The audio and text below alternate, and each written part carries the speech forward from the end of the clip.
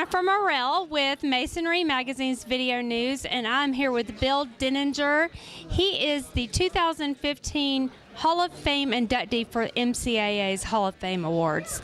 Thanks for being with us. Well, it's a pleasure to be here. Thank you. It's such a pleasure to have you here. So talk to me a little about your background in Masonry. How did you get involved, and kind of give me the brief on your life story in Masonry. Well, when I was in high school in the 1950s, I would, in the summer, work for my uncle, who was a master bricklayer, as a hod carrier and a mason tender, and was very, very much impressed with the business. Not so much that I wanted to be a bricklayer, but I definitely wanted to build things. Okay. And so my uncle, he liked being out in the field and actually doing the work, but didn't like the business end of it. And so I said, well, I'll do that. And he said, well, that'll work, but, you know, you're only 18, you know, you don't have enough gray hair. You got to get a little older. Well, at that time, you used to have a military obligation of 8 years. It was pretty close to the end of World War II. So I said, well, I'll go get that military obligation taken care of. I joined the Navy, and my uncle was in the Navy. He liked that. And I said, when I come back out, we'll carry on with that. And while I was in the Navy for 4 years, I would write him maybe like every third month or so and say, remember, I'm coming home and we're going in business. You wanted him to know you were serious. Right. Yeah. And that's exactly what we did. When I got out of the Navy, I joined the company. At that time, I think there were like 5 people in it, 3 bricklayers and 2 laborers. Yeah. So they had to add a couple more bricklayers because I was a mason tender at the time. I'd work on the job during the day and work on the books at night. There were a couple times when I'd prepare the payroll at lunchtime with a typewriter on my lap in the car.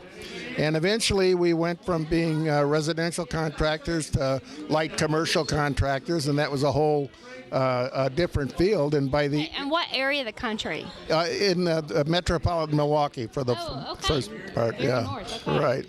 And I worked with my uncle and his company until about 1975, when his 2 sons were old enough to join the company. And I kind of left, not that there was ever any kind of strain, because there wasn't. We were blood and family, but I wanted to make room for his 2 sons. And then my wife and I started our own business, and we operated that from 1975 to 2006. And what was that called? Bill Dentinger Incorporated. Right. And we were heavy commercial, industrial, and institutional contractors. We built churches and schools and hospitals and prisons and things like that. And so has your family continued this legacy? Yes, as a matter of fact, I have 2 sons. One of them is a master bricklayer, and the other one is more of a business type. And the 2 of them actually formed their own company. When I had a cancer scare in 2006, and that's what caused us to shut down. And the boys, they sold their stock to the company, and they got equipment for their stock. Very smart. Yeah, and they took the equipment and financed it and started their business. It's fantastic. And, they're doing well. Well, now, what advice can you give to a young mason? I mean, someone who is interested, but they're not sure what they want to do. And, it's really hard right now to find workforce development in our industry. So can you give any advice or words of wisdom? Well, first of all, there's an extreme shortage of bricklayers. Yeah, there is. And it takes a while, to become a good bricklayer. You can't just wave a magic wand. You got to put the time in. I would urge young men to get into masonry as a trade. When I first got into business, the entire building was masonry. The interior walls, the exterior walls, it was load-bearing masonry.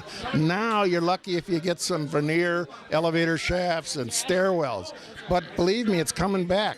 Because of security issues and fireproof situations, masonry is making a comeback, and they're going to need bricklayers and block layers to do the work. So they should look into it. It's a proud, proud craft. There was a period in our history in the 800s and 900s where the mason, what we would call a mason foreman now, was probably the 3rd most significant person in every town. First would probably come the king.